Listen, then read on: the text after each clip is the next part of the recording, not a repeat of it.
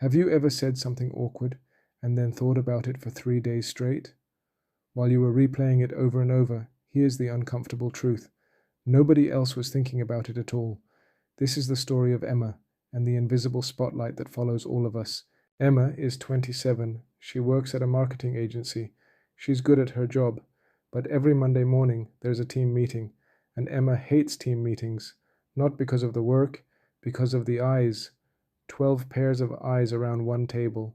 This Monday, Emma presents her idea for a new campaign. Halfway through, her mind goes blank. She mixes up the client's name, calls them by their competitor's name.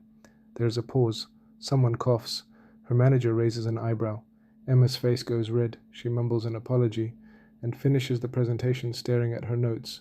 That night, Emma can't sleep. She replays the moment again and again. They must think I'm incompetent. My manager probably regrets hiring me.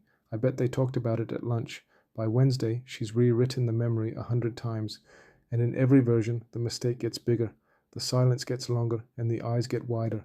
On Thursday, Emma finally gathers the courage to apologize to her colleague Jake. Hey, about Monday, I'm so sorry about that embarrassing mix-up. Jake looks at her, genuinely confused. What mix-up? He doesn't remember. She asks another colleague, Sarah. Sarah vaguely recalls the meeting, but not the mistake. Nobody remembers. The moment that consumed Emma's entire week didn't even register for anyone else. What Emma experienced has a name, the spotlight effect. It's our tendency to massively overestimate how much other people notice us, our mistakes, our appearance, our awkward moments. We walk through life feeling like there's a spotlight shining on us, with an audience watching our every move. But here's the reality. There is no spotlight, and there is no audience, because everyone else is too busy, starring in their own show. In 2000, psychologist Thomas Gilovich at Cornell University tested this with a brilliant experiment. He asked students to walk into a room full of people, wearing an embarrassing t-shirt with a giant photo of singer Barry Manilow on it. Afterwards, he asked each student, "How many people do you think noticed your shirt?" The students guessed about half the room noticed. The real number, fewer than 1 in 4. We think we're being observed roughly twice as much as we actually are. So why does our brain do this? Simple. You are the center of your own universe. You experience every moment of your life from inside your own head. Your embarrassment feels enormous to you because you're the one feeling it.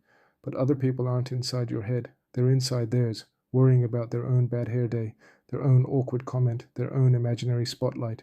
Your biggest critic isn't the audience, it's the person watching from inside. So the next time you replay an awkward moment for the 100th time, remember Emma. Remember the t-shirt experiment, and ask yourself one question. Do I remember other people's embarrassing moments? You probably don't, and they don't remember yours. That thing you did? The spotlight already moved on. Maybe it's time you did too. If this video made you feel a little lighter, share it with someone who overthinks everything. They need to hear this. Subscribe for a new psychological story every week, and remember, nobody's watching you as closely as you are. See you in the next one.